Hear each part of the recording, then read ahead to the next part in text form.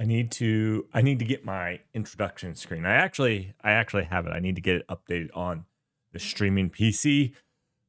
I will put some work on it. I have stream starting, news starting. It'll be ready for tomorrow. It'll be ready for tomorrow.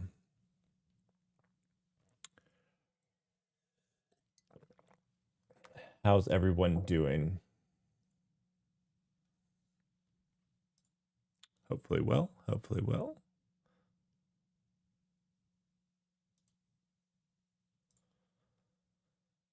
All right. All right. All right.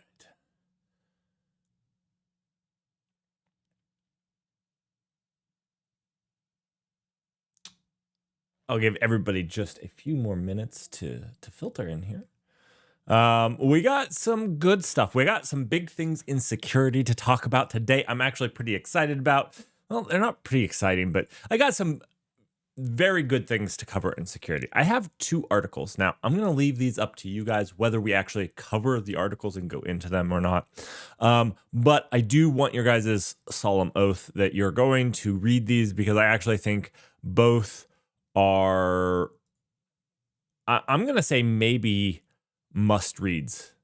I'm going to say maybe must reads. Both of these articles are must reads. If you're getting into computer science, if you're interested in being secure in the least bit, I think both of these are possibly must reads. We got some AI news. I'm sorry. I did a poor job of finding other valuable news. There's some really cool stuff that's happening in there's some very interesting stuff that's happening in open source AI that I want to cover. So it's not all bad. It's not all bad. There's some cool open source AI stuff. So yeah.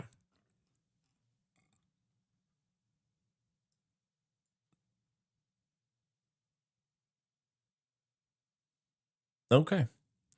All right. Well, I think I've given people enough time. Let's go ahead and jump into security like usual. Like usual.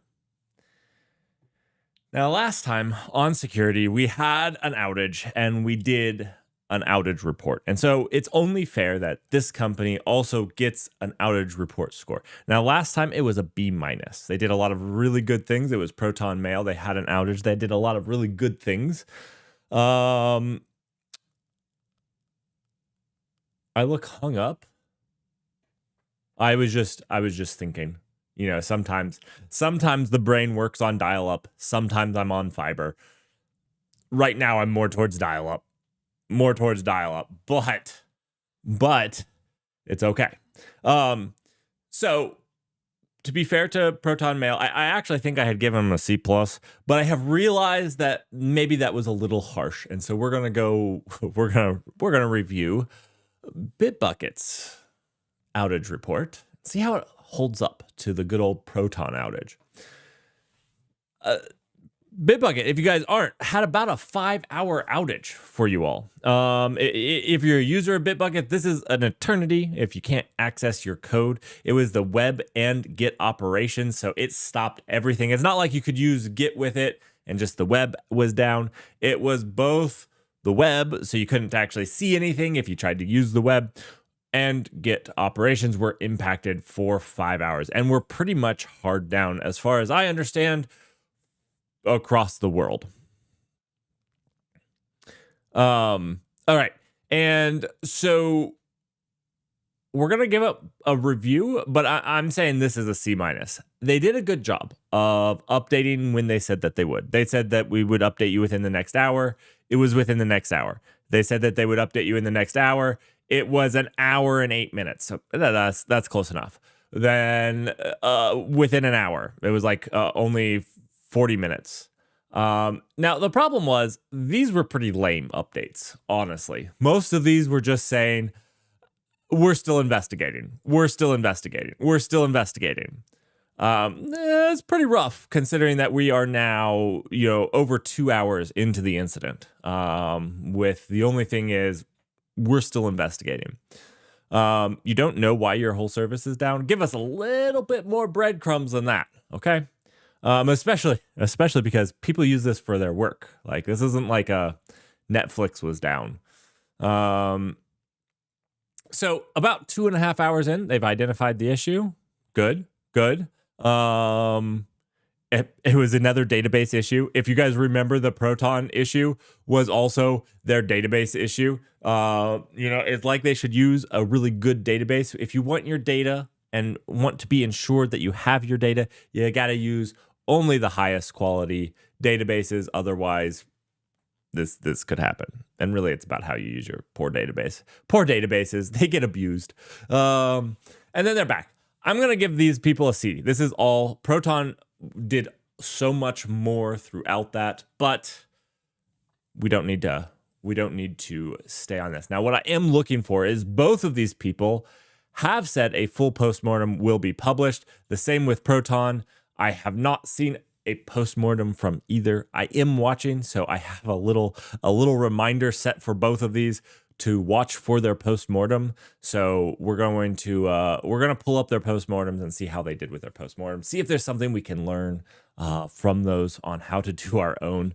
Here, I would have liked a little bit more. Honestly, it was like 2.5 hours before we have identified the root cause of the database. And then they mitigated the problem, but services weren't up for another 2 hours after that for some reason. It's a little vague, a little bit too much vagary here.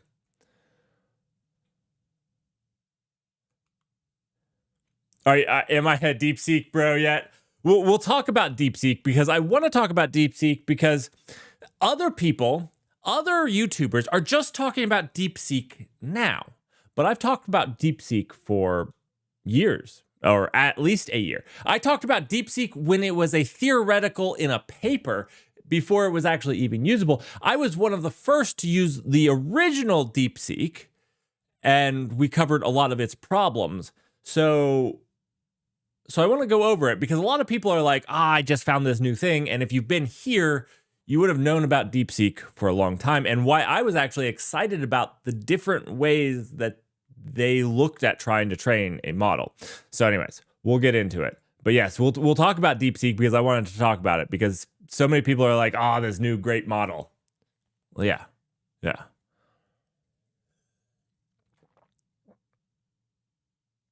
I am not using its API yet. We could try using its API. I haven't used its API. I have leveraged the DeepSeek, just playing around with it. We'll use it a little bit more and compare it to OpenAI, like 01, see how it does. There's some things that are interesting that would keep me from using DeepSeek API, and I'll show you guys those. That I wanted to talk about because nobody's talking about. They're all talking about its chat capabilities. There's more than just chat capabilities. There's agents. We're in the age of agents, okay? Look, AI was 2024. 2025, agents, okay? So if it's not agent worthy, it's not newsworthy.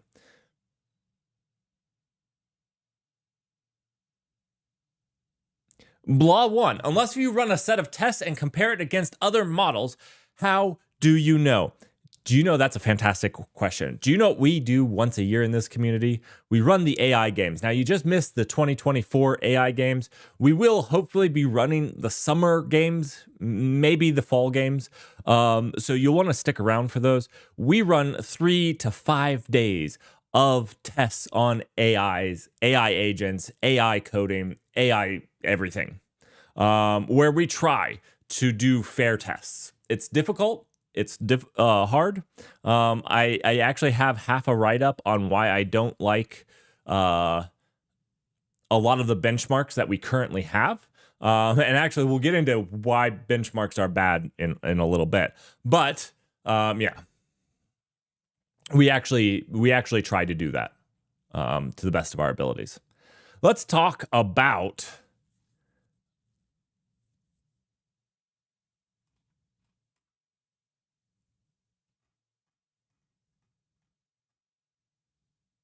One second. Oh, this is not the web page I wanted.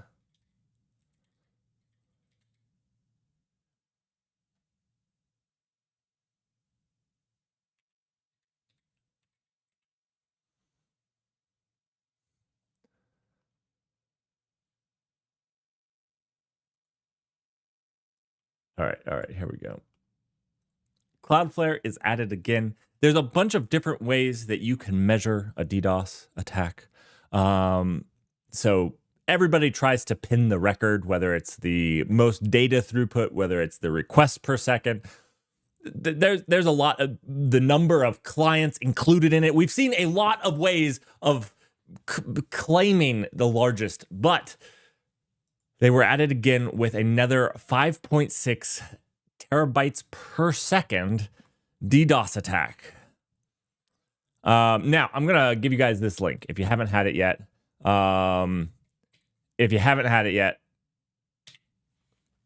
Check it out. They actually do an excellent write-up. One of the things that I like about Cloudflare is they go through and actually do a good write-up.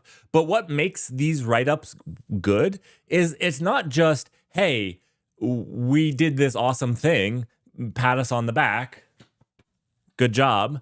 It goes through and it even explains stuff to stupid people like me. So like, I don't really know what the anatomy of a DDoS attack looks like.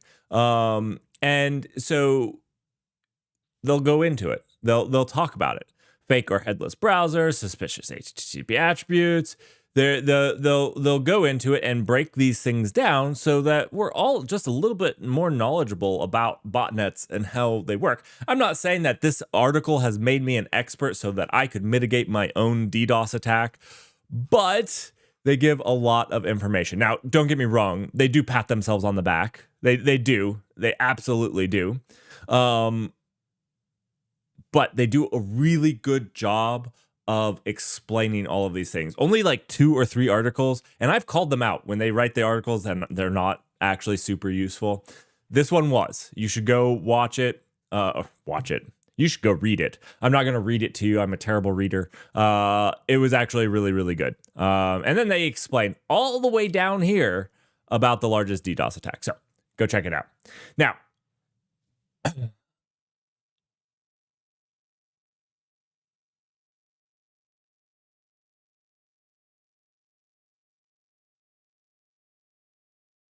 absolutely. If they're doing good work, they're allowed to pat themselves on the back. There has been any large company, any company of large enough size is going to have some amount of controversy. You have to hire a bunch of people to do good work. And, I don't get too much into too much of the controversy, but they have done some excellent work and they provide a lot of stuff for free for people. It's actually how I've exposed my internal home lab to the internet safely without leaking my IP address. They allow me to do that for free, which is actually pretty cool. There's no other service that I know that would allow me to do that for free to just make the internet a more secure place. So I do appreciate that, and I try to call good things out when I see them. Another company that does really good work and that I shout out quite a bit had a security vulnerability advisory. They do not sponsor me. None of these companies do. If they'd like to, I would actually accept from these companies. But Yubico, they make a secure 2-factor authentication device, and they have had a partial authentication bypass in the PAM U2F software package. Now, if you're on Windows, you might not actually realize all this because you don't need it. But if you're on Mac or Linux, you use PAM U2F. This is the piece of software that basically allows you to use your YubiKey. I'm oversimplifying, but that's basically what it is. This is not on their hardware. If you remember right, the hardware actually had a non-patchable thing a couple years ago, or last year, early last year, or the year before. Anyways, and to be clear, this is not a hardware. No hardware is affected by this. It is purely in the PAM U2F. So if you're using this, go update right now. Stop watching. literally stop watching and go update your PAM-U2F, because if you're using two-factor authentication, and you should be using two-factor authentication, you're partially vulnerable. Now, I have a protection mechanism in place. You see this? I have 61 gigabytes of unused memory. Basically, they have to use up your memory to execute this. It's a pretty fun little exploit. So if you want to go read the write-up on it, they basically have to your computer to bypass it. So good luck, but you should still go update it. Okay. It's your two-factor authentication. Install more RAM. That's the solution. Don't update the software. Go install more RAM. Go do it. So you can also go see the NVD, the NIST description of it, and what happens there. So, anyways, let's move on. This is just all Yubico stuff. We could go into it. That's it for security. Did anybody else see anything in security? Now I wanted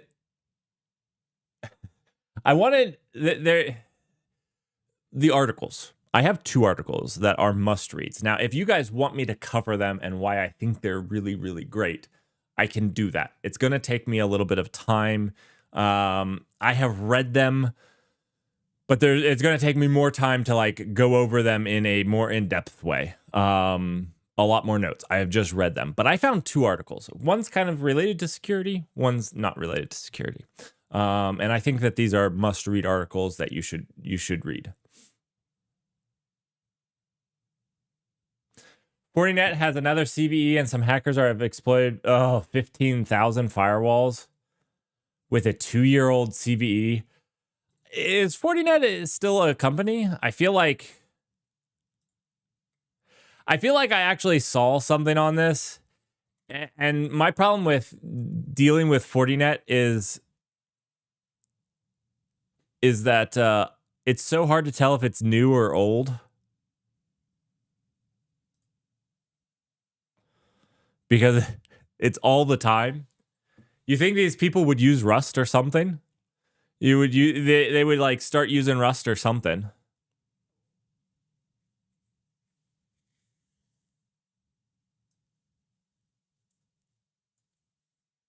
.8 is terrifying. Let me tell you. To be a 10, basically a 3-year-old can do it. A 9.8 means I could do it.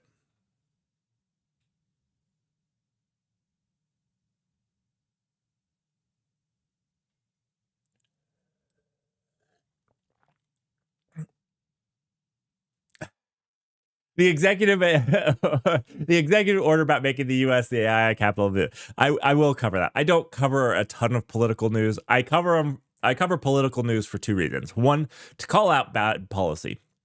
I absolutely will happily call out stuff that I see, like when there was a governor, I believe, I forget exactly when. There was a governor that called out a journalist for hacking and was suing them for hacking because they looked at the HTML of a website, and obviously he knew nothing of what he talked about. And the leak was on their HTML. It was like publicly disclosed information.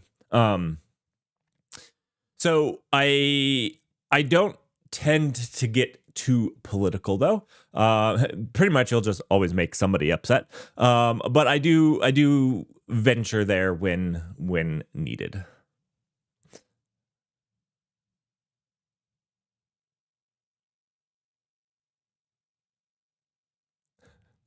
So, let's talk about the 2 articles. The first one was released by GitHub. Again, not sponsored. Everything on this show is my own thoughts. This is a great article that you should read. And the reason, whether you use Maven or not, I don't care if you use Maven or JFrog or Sonotype Nexus or some other type of thing. This was really educational for me. And and I think it's actually really good. Really, really good. It's a long read. It's going to take you some time, especially if you want to actually understand it. You're going to have to maybe even do some research on some stuff. But it goes through basically what I would call the chain of trust with these repositories. It explains how these things work, and whether you use Maven or not, your thing, whatever that may be, whether it's NuGet, whether it's GoGet, whether does something similar, and understanding how that works and how all of these things for security have to line up is really important. So I want you guys to read this. I seriously just want you guys to go read it. If you guys get into it and say, "Hey, Merrick, we would like an overview," I would happily put together an overview. It will be work. So I want you guys to ask. Give me that. But if not, if it's actually pretty well explained, I want you to go read this. The other one that I want you guys to go read is this one. Rust is not a functional language. I think GitHub does make a lot of nice blog posts. GitHub does make a lot of really good blog posts. Give them credit where credit's due. This is a great educational blog post. Yeah, you should go read it. This one, you might be triggered. You might be triggered. The poster might be triggered. But do you know what? I learned a lot this way. I read this, Rust is not a functional language, and I was like, of course it's not a functional. It's a multi-paradigm. I just parrot whatever anybody else says. That's what I'm good at, because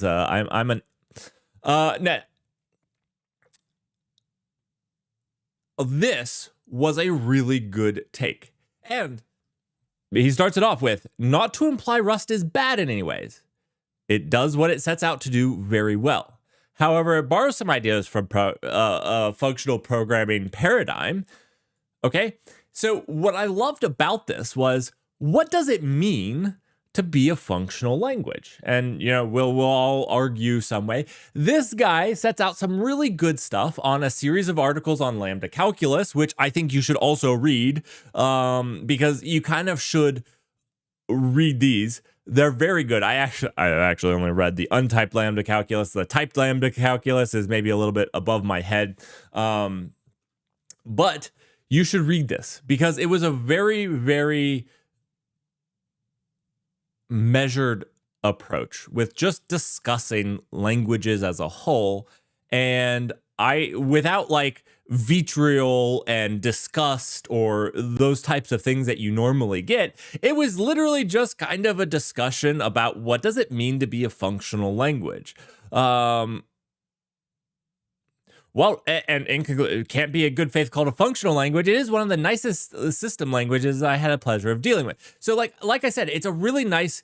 Obviously, this guy is a functional nerd, and much more intelligent than I am.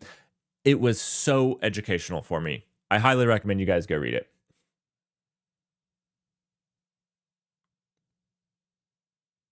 The Rust for C# dev covers how Rust is more like object-oriented programming. I mean, I consider Rust an object-oriented programming language because I consider it message passing. But it depends on what you consider object-oriented, honestly. C# devs don't consider that object-oriented. They have a different thing that they think of in object-oriented. But I'm not going to get into that. That's worse than political news. Oh, please. That's worse than political news. Talking about what is object-oriented. Whew. Whew. Okay, we're not getting there. Calm down, everybody. Sit down. Put away your pitchforks, okay? Okay? We're not talking about it.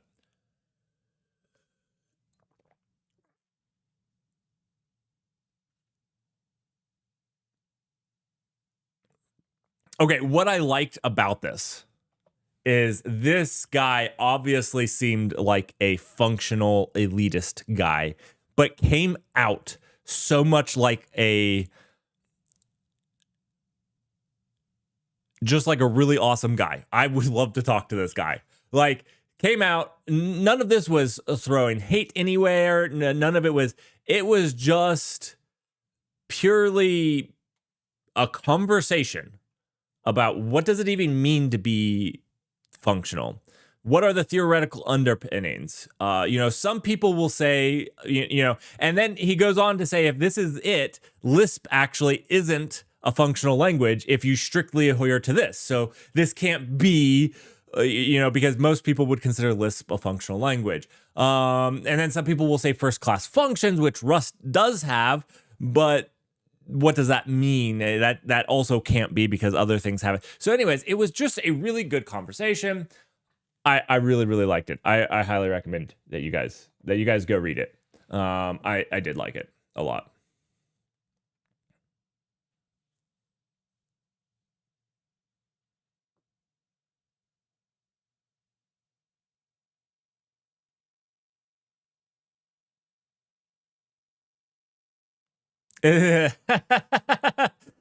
Oh, that would be hilarious. Get something on Haskell. Poor Dirk. Poor Dirk would get auto timed out all the time. All right. Let me know if you guys would like to go over those articles. Like I said, they would take some time. I've actually never looked into like maybe some of the people that have college educations might know more about that. I've never looked into the lambda calculus very much. So his introduction to lambda calculus was just really, really awesome for me. It gave me a lot of good places to start educating myself a little bit better. So yeah, that was really great. I enjoyed it.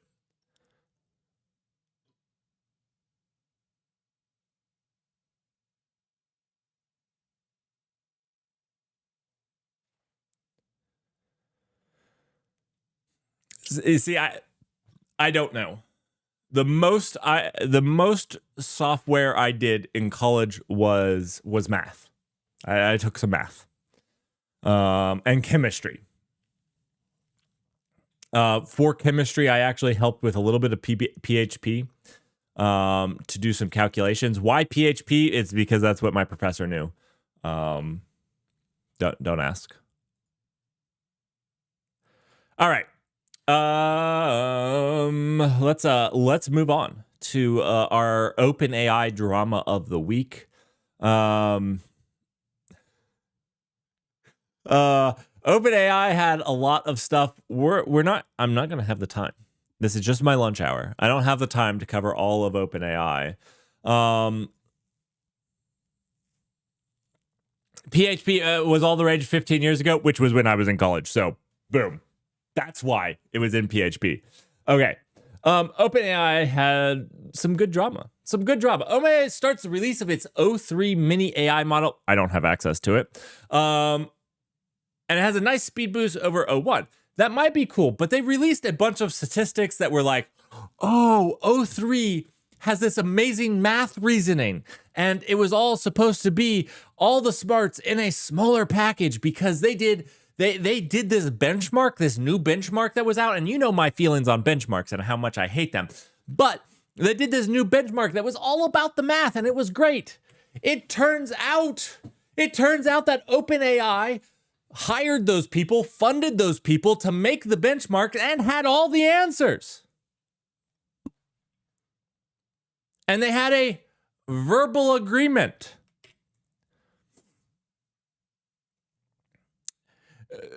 Regarding training users, we acknowledge that OpenAI does not have access to a large fraction, or that OpenAI does have access to a large fraction of frontier math problems and solutions, with the exception of an unseen by OpenAI holdout set that enables us to independently verify model capabilities.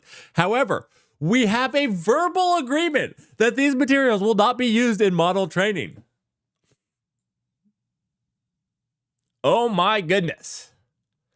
Oh my goodness.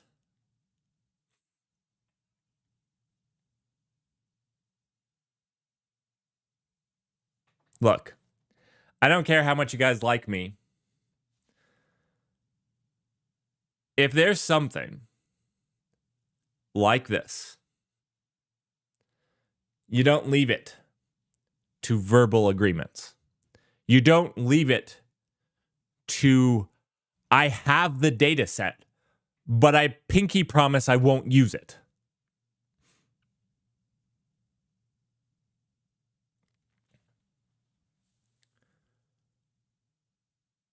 Yeah, exactly, Gray Hatter. Exactly. It was a mistake to not be more transparent because we got caught. 100%. 100,000%.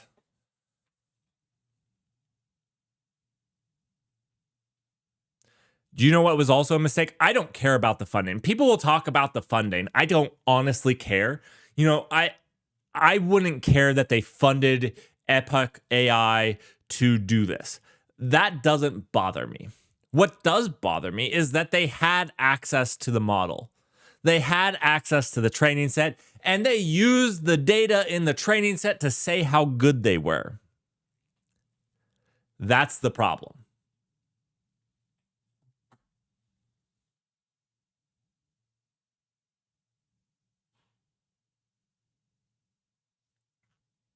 All right. To make this better, there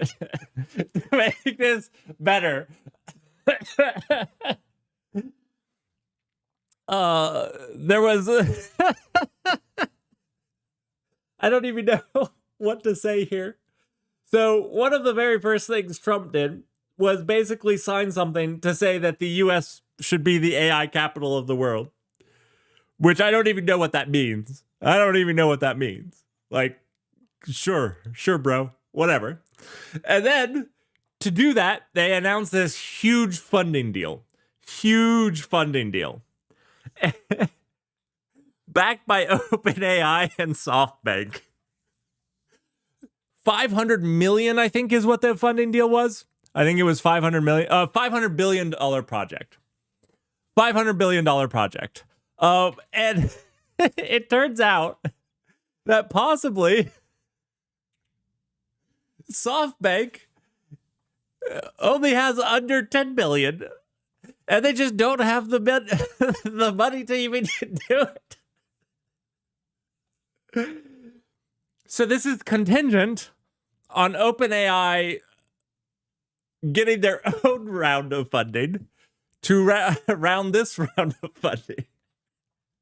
Anyways, I found it hilarious because the whole thing is kind of ridiculous because they don't even really stipulate what this whole thing is to do. To make the US the AI capital of the world. What does that mean? What are we doing? They're going to do some campuses. What are the campuses? They're going to educate people on statistical math? Is that what it's going to do? I thought that that's what colleges were doing. If colleges don't have any programs on statistics, what are they doing?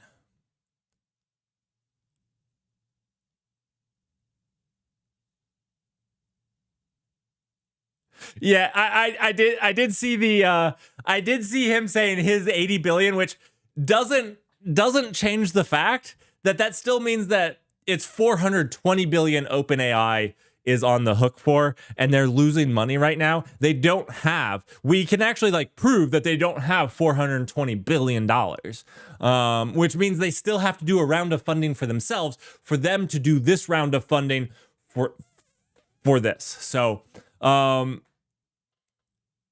it was pretty funny.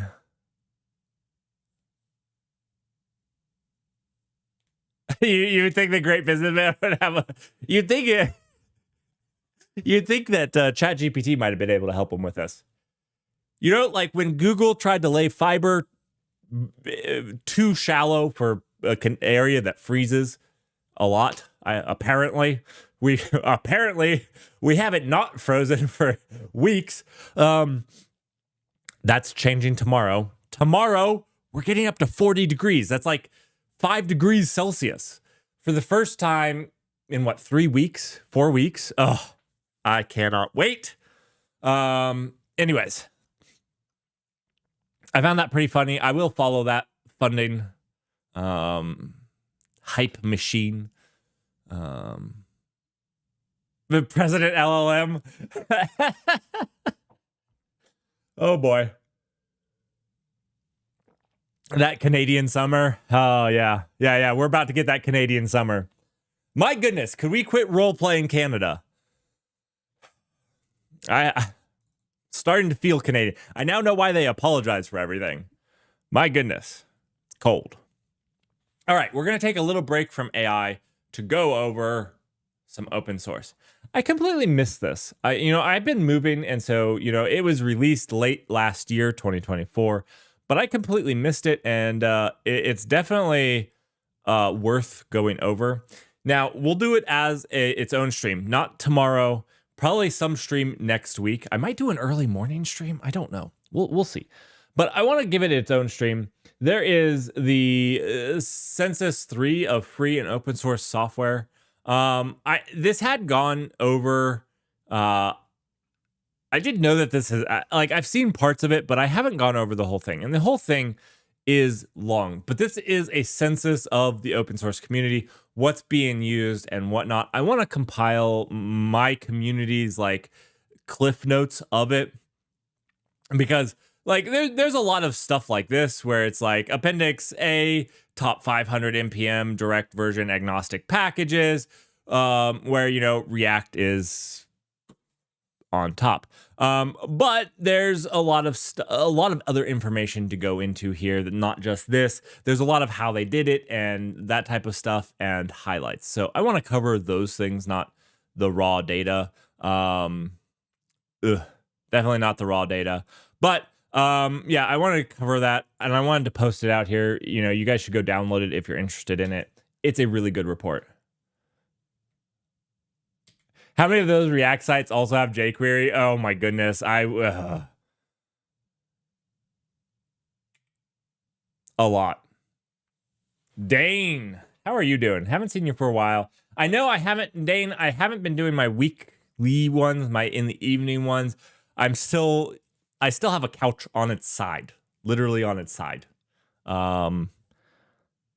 Because I don't know where I'm putting it yet. Okay. So, and okay, I do know where I want to put it, but to put it there, I have to take it outside and then back inside. And there's the winter apocalypse out there. So I haven't done it yet. Anyways, I still have a lot to do. Still getting settled in. I installed a dishwasher this week, which is awesome. Sorry. This is why I'm a little behind on my streaming.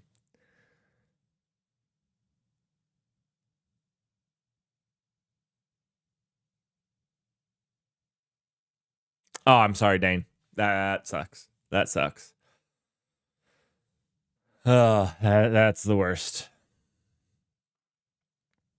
All right. One thing I missed last year, and I just recently I'm always looking at front-end frameworks. I know I use React, and I'm always looking at that other new next one, whether it's Next, whether it's Next, whether it's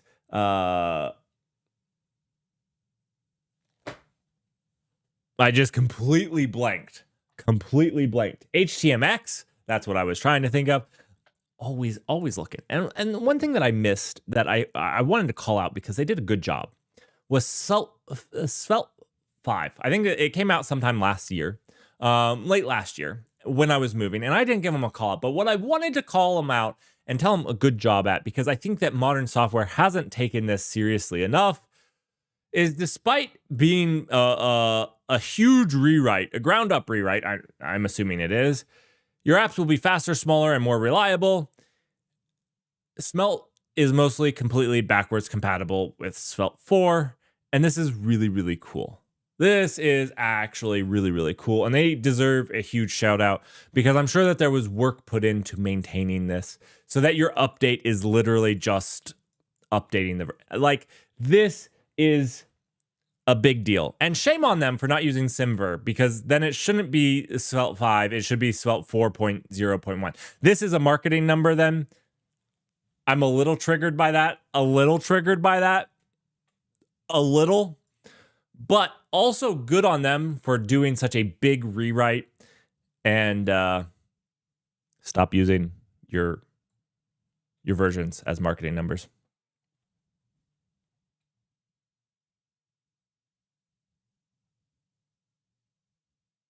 Yeah, they're not Semver. This is a marketing.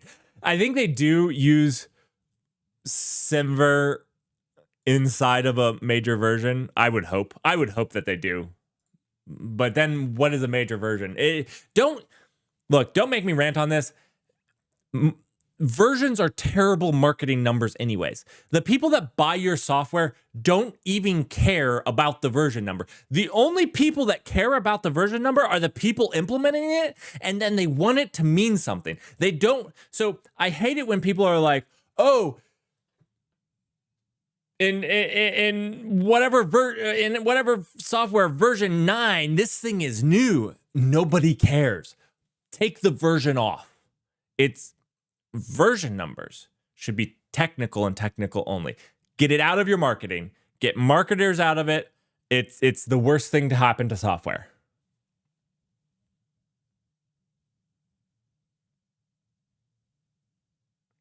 Time to get the pitchforks. Okay, we joke about pitchforks. And joking about pitchforks is great, but we don't actually go after people. All right? I have to say that, just in case. Hot take, no one cares about Simver. I care about Simver. Now, Simver is difficult, right? A lot of times, like, you can say that you try to be Simver.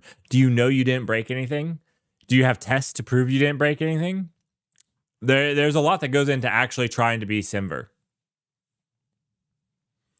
I appreciate it when people try to be Simver compliant. Yeah. Okay. Let's go on. A little bit more AI news. Minimax 01 is now open source, scaling lightning attention for the AI agent era. See, this is 2025. Forget AI. Agents. That's the AI. Now, this is actually really cool. First, it's open source, so you can go check it out, which is actually pretty cool. So go check it out. One of the cool things that Minimax does is it gives a huge context. So it allows, the idea here is, let's say you have multiple agents doing stuff and they have to kind of pass that information around, and your context could get really, really large. What Minimax does is it allows your agents to have a much larger context so that multiple agents can have it in a chain and you not destroy the context that you're at. So this is, Minimax actually has one of the largest contexts. Now, if you go to look at how to run this, like I did, you'll notice that they assume eight GPUs. And each one of these are A6000. So they have 48 gigs of memory.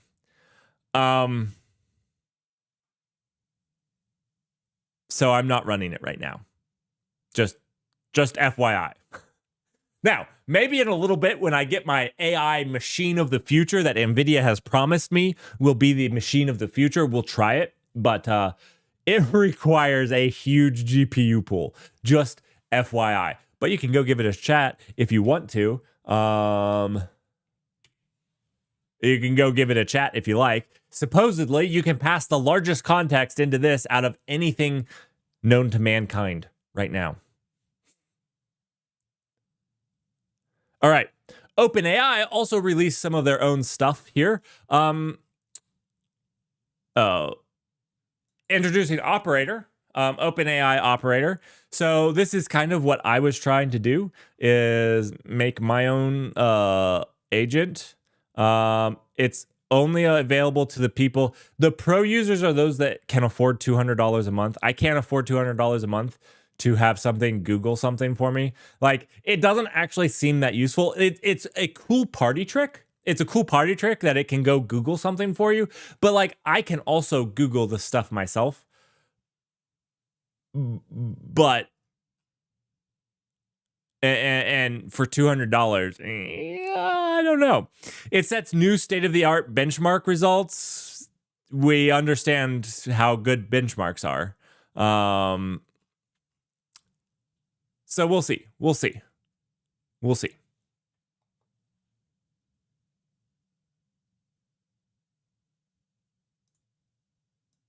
All right, we're going to get to cloud news, but there's some random stuff. I put it in cloud news because it's Google, and I'm just kind of grouping all Google stuff together. So that's that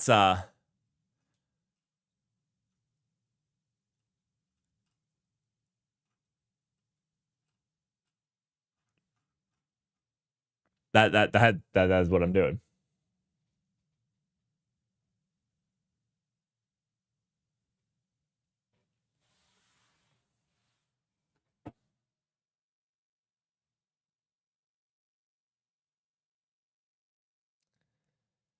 Wait. What did I miss on the meaning of hot take? Isn't a hot take hot like hot of the press and not deeply thought about rather than hot like spicy and controversial? Did the meaning change?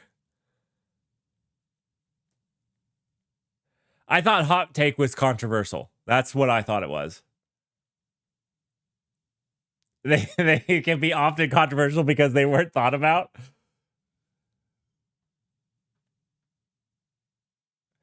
So is that a 200 OpenAI subscription a $200 ad-free browser? Dude, I don't actually get it because get this.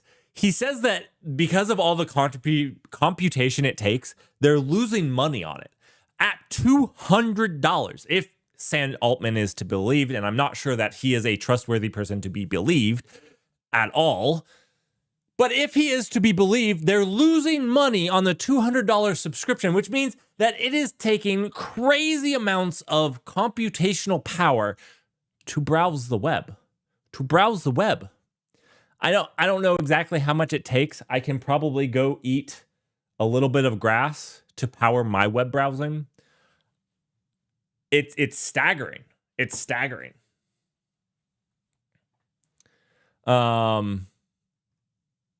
If somebody wants to donate $200 so we get to see it, I will stream I will stream 10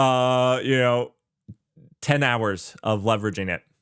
Somebody donates $200. I will stream and make a video for you all. All right. Let's talk about cloud news and somewhat some Google. Now, I read this. I don't know. I wasn't able to independently verify this, but TechCrunch released this. Google begins requiring JavaScript for Google search. Per what they responded to the TechCrunch. I don't know why these people will respond to TechCrunch and not me, but whatever. I mean, I didn't ask them about this, but I have asked for comment on a lot of things. The only person was Bitwarden. Bitwarden responded to me, which was pretty cool. Many Google search features won't work if you don't enable JavaScript now, and they say that this is for your safety.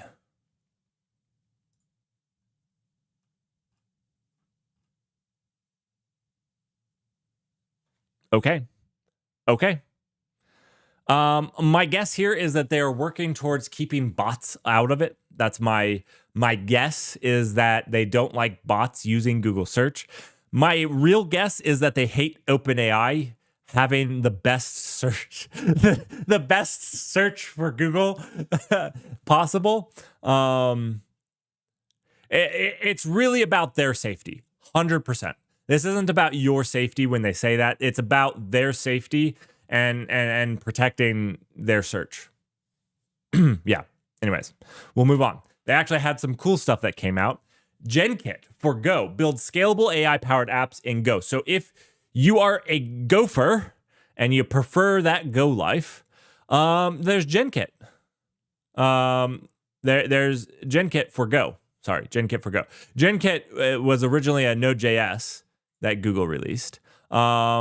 And there's now GenKit for Go. So if you love to do Go and don't mind Firebase, because it is locked to Firebase, like GenKit is for Firebase itself, it looks pretty cool and it might allow you to do some stuff really quickly, make a proof of concept or something like that.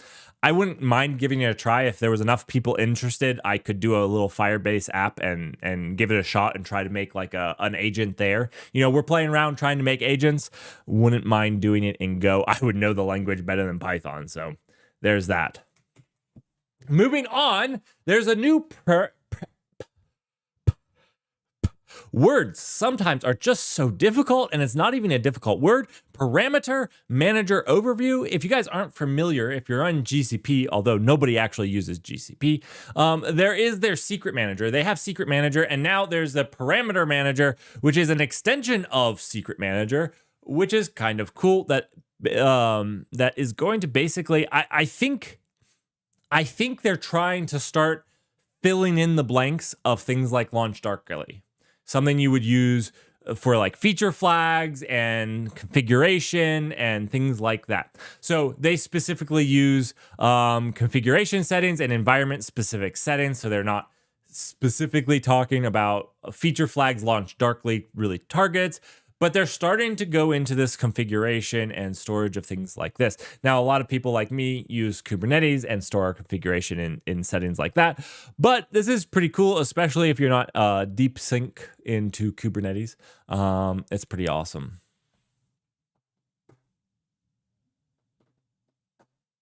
Mod Prog, how are you?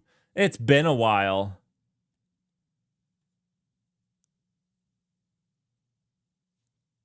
It's been a while. You should join tomorrow because we're going to do some horrible things with Go and Rust. We're going to do some absolute horrible things. So for those of you interested, we are solving a problem in the dumbest way possible. That's like the goal. So join if you like doing stuff the dumbest way.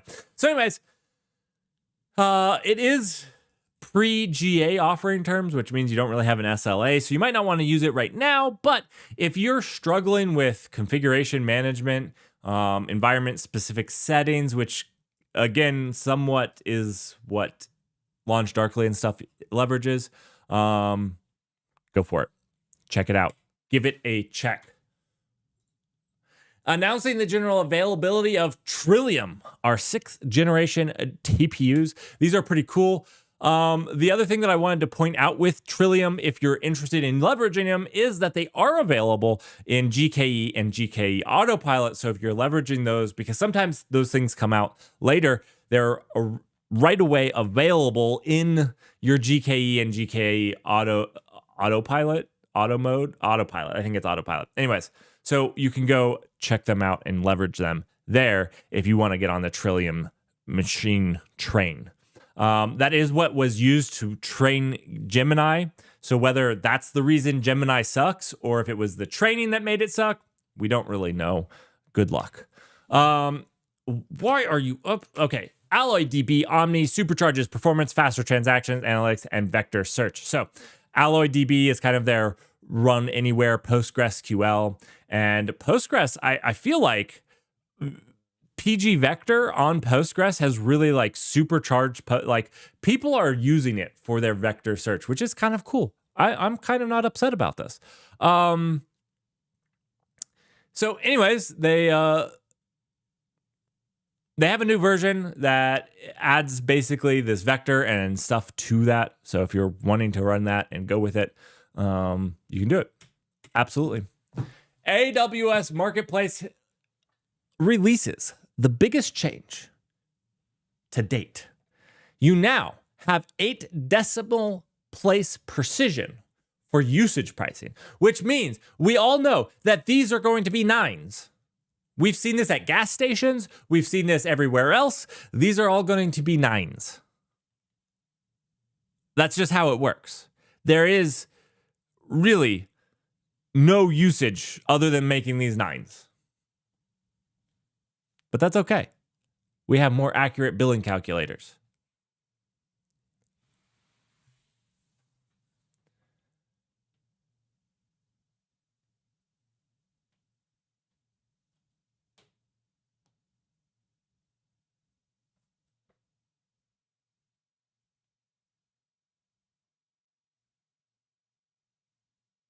What is going on? I lost track of chat.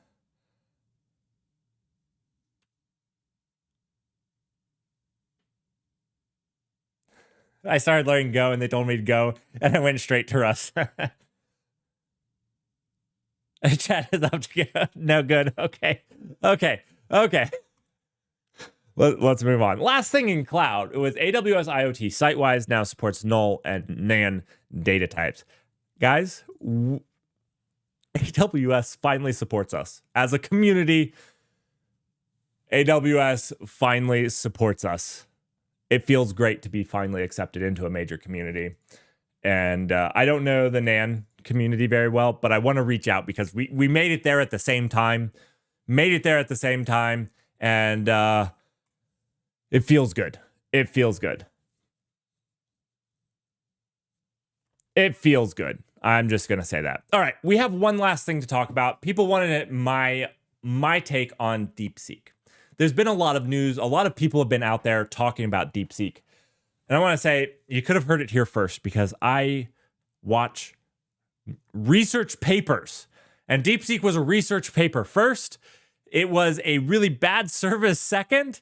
And it's actually kind of good. Now, there are some limitations to DeepSeek that I'm going to point out that make it not useful for what we want to do as agents. But it's getting there. It's getting there, and it's open source, which is also really ridiculously awesome. So let's look at it. DeepSeek R1 is what people are really talking about. DeepSeek R1. You can look at all of these, which we know, and I have proven that pretty much every metric is a lie and not great. I mean, it's what we have, but they're not great. Now, you can also try DeepSeek yourself, R1. Here, it's pretty cool. Let me give you my thoughts, because again, there's a lot of stuff here that we can talk about, but I wanted to give you maybe a measured take. DeepSeek R1 is cool. It's awesome. You should give it a shot. Now, DeepSeek R10 I have used, and it was rough. DeepSeek R10, which was their first model, was rough. It would get into circular logic and literally just crash itself. It would get stuck on something, and no matter what you said, it would just basically repeat what it had said. There were some... Yeah. However, DeepSeek R10 encountered challenges such as endless repetition, poor readability. This was another thing, is sometimes it wrote stuff like a 5 or 6 year old. And language mixing. Sometimes it would mix in Spanish while it was responding to you. Now, DeepSeek R1 achieves much more comparable to Open O1 across math and code. I'm going to say the limited testing that I've done, it wasn't available in the AI games, so I cannot tell you if it does O1. Although if you guys like, we can actually ask it. I have the AI games questions. We could go ahead and ask R1 if we'd like to see its coding abilities. But one thing that I wanted to point out, which is really doesn't do well when we're talking about AI models,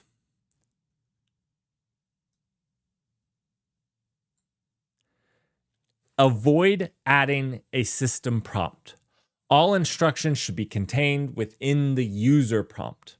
It has a hard time with system prompting, which we do a lot, or I do a lot, where, when we were working on the Ultra AI, we could change how it behaves and acts and ensure certain guidelines and things like that. Now, I don't know if this is a hard no-go for this, and I'm sure that they're working on it. They've called it out themselves that it doesn't work. They're still also very, if you don't run with 0.6 as its temperature, it still has problems with incoherent outputs and endless repetitions. So it still has a lot of work that OpenAI has solved that make these things useful for agents. Because as we use agents, we have prompts to prompt them in how they're supposed to be dealt with. When you're looking at the tool chains like LangChain, those are all operating with system context prompts. And so anyways, I am excited about it. it is way better than originally. Like I said, R10 was rough. R10 was rough, and it's gotten a whole lot better. It's gotten a whole lot better. It's under the MIT license, which is pretty awesome, like pretty amazing. The 2023, not even 2024. They need to update that. But whatever. So yeah, that's my take on it. R1's pretty cool.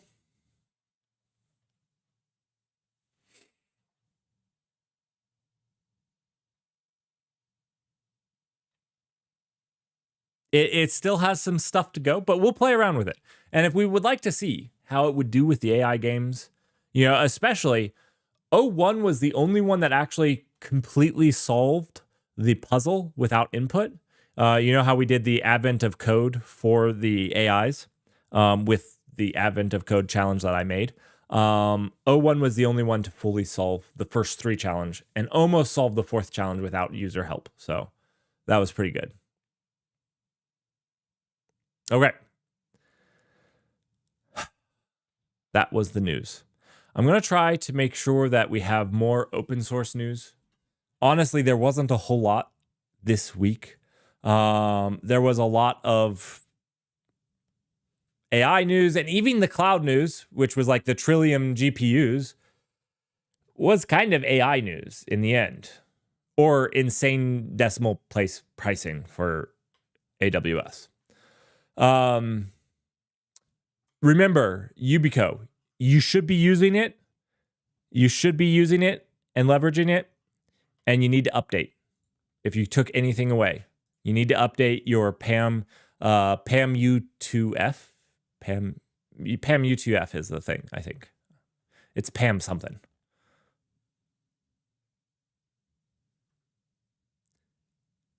Not, yeah, Yubico. For those of you, if you don't know what Yubico is this group right here. Not sponsored. They don't sponsor me. One of the few companies I would accept a sponsorship from. Yeah.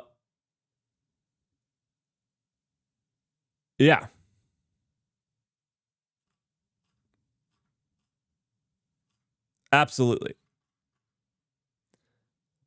So they make the YubiKey for 2-factor authentication. So, if you don't know what or why, maybe I should do a video on this.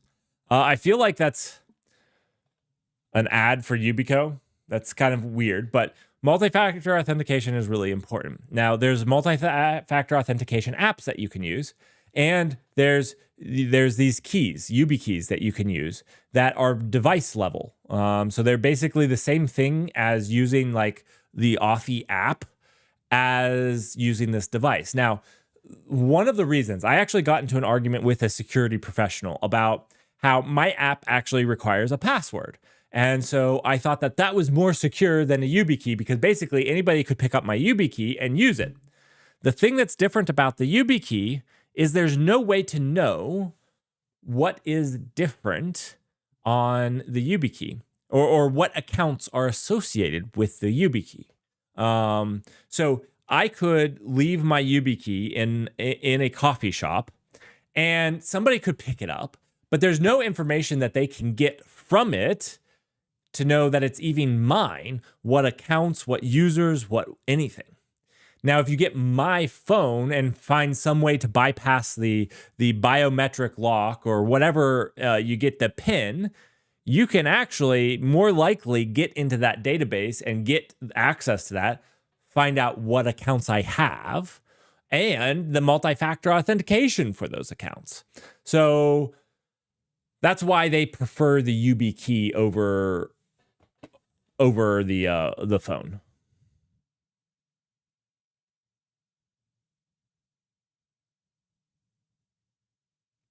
All right, if you don't know which one to get the YubiKey 5.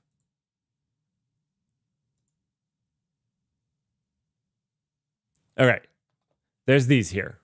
Look, they're all fine. You can do the BIOS one if you want some biometrics on them. I don't have these. These are probably like the more secure one, but this right here, just this, just simple. Get the one that goes into the port that you want. You know, if you have an iPhone, an older iPhone, get this one. If you have just large USB, get this one. You know, this was my original one here, but I want to start using it on my phone. So my new ones, which I haven't set up yet, I think are going to be this one. I like the larger size, not the little size. I think I'm going to get this one. Maybe this one.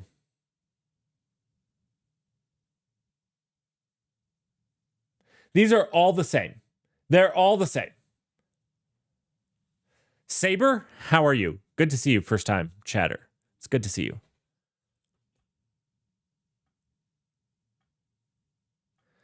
These are all the same. They're just form factors.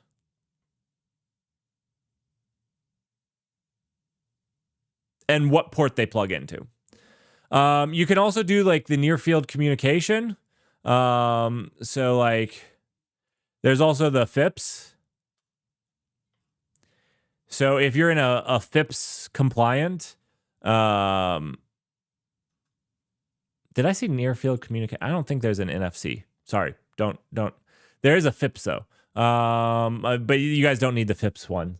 I would just get these.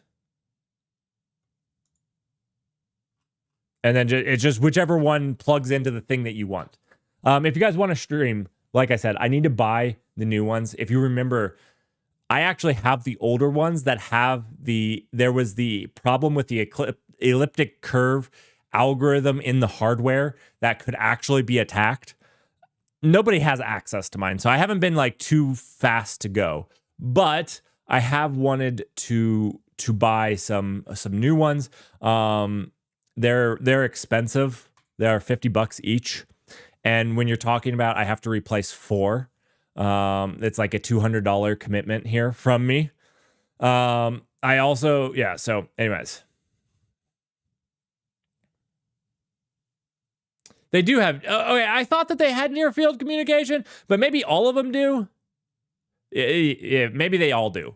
Maybe they all do. So that's my bad. Let me do a stream. I'll do a stream on these. I'll get my own new ones. Ooh, it's going to be a little over $200 for me. I could be getting OpenAI Pro for $200, but I'm going to get security instead.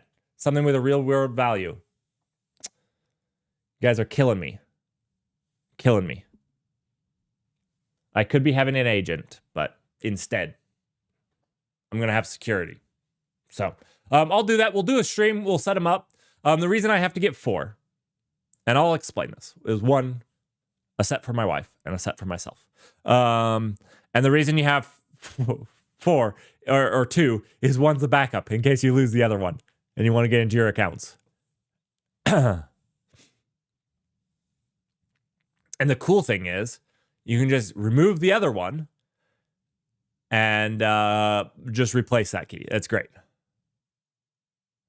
Yeah. The idea is you have to have these to get into your account. And if you don't have them, you want a backup that's in your safe in your house. You do, Temporis. This is why I'm going to go through and I'm going to set these up. I will make a stream for it. You need to remember to register both. You set both of them up on all accounts. And then the thing that you have to do is you lock one of them in a safe. It's got to be somewhere safe. You don't carry it around with you. You don't use it. It's not a it's a backup in case you lose the primary one. Because, yeah. All right. I got to go. That's my lunch break for today. Big stream tomorrow. We're going to do some fun with Go and Rust. We're going to solve a problem in the worst possible way possible. And it should be fun. I'm going to have fun. Hopefully you guys can come hang out, have fun. Maybe we'll learn something. I doubt we learn something, but we'll be doing stuff with Kubernetes too. So it's going to be Kubernetes, Go, and Rust operators to solve a stupid problem people ask in an interview. And then I'm going to tweet it at them. And put one under a rock outside your front door. Oh, gosh.